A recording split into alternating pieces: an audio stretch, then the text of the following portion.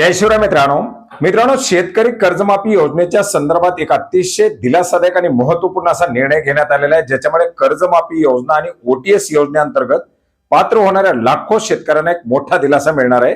मित्रांनो, वारंवार या शेतकरी कर्जमाफी योजनेमध्ये बदल करण्याची मागणी केली जात आहे आणि याच्याच अंतर्गत 2019 मध्ये कर्जमाफी राबवली जात असताना शेतकऱ्यांना एक मोठा फटका बसला होता। अशी एक बाब ती म्हणजे कर्जमाफी योजनेची घोषणा केल्यापासून कर्जमाफी योजनेचा प्रत्यक्ष लाभ मिळेपर्यंत मधल्या पिरियड मधल्या असलेल्या व्याजाची रक्कम, या कर्जमाफीचा लाभ देत असताना सुद्धा 1 एप्रिल 2026 नंतर जोपर्यंत प्रत्यक्ष कर्जमाफीचा लाभ मिळत नाही तोपर्यंत येणाऱ्या व्याजाची रक्कम कोण भरणार, हा एक महत्त्वाचा असा प्रश्न उपस्थित करण्यात आलेला होता। आणि याच अनुषंगाने राज्य शासनाच्या माध्यमातून स्पष्टीकरण देत आज एक जीआर निर्गमित करण्यात आलेला आहे।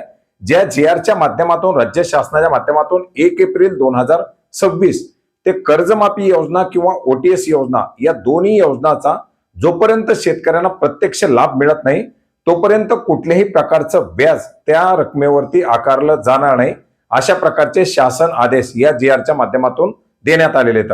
अर्थार्थी शेतकऱ्यांना 1 एप्रिल 2026 रोजी जी थकीत रक्कम असेल, जी कर्जमाफीमध्ये येईल, त्याच रकमेचा परतावा, त्याच रकमेने तीच रकमेचा कर्जमाफीचा लाभ मिळणार आहे। ओटीएस घेत असताना सुद्धा 31 मार्च 2026 रोजी जी कर्जाची रक्कम असेल तीच रक्कम ग्राह्य धरली जाणार आहे। एक अतिशय मोठा आणि महत्वाचा आणि दिलासादायक असा हा निर्णय घेण्यात आलेला हा जीआर आपण महाराष्ट्र.gov.in या संकेतस्थळावरती पाहू शकता। याची लिंक आपल्याला या व्हिडिओच्या डिस्क्रिप्शन बॉक्समध्ये सुद्धा देण्यात आलेली आहे।